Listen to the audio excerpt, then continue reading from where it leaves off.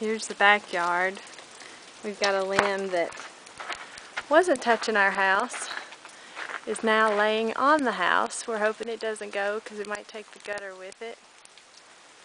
We've had a few things come down out here. It'll be fun to pick up.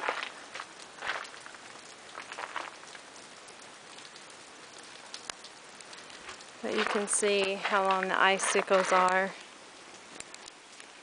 And just how, I mean, you can't even break through.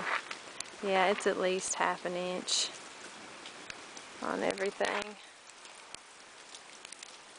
And you can just hear stuff falling. I better go back in. There's stuff over my head.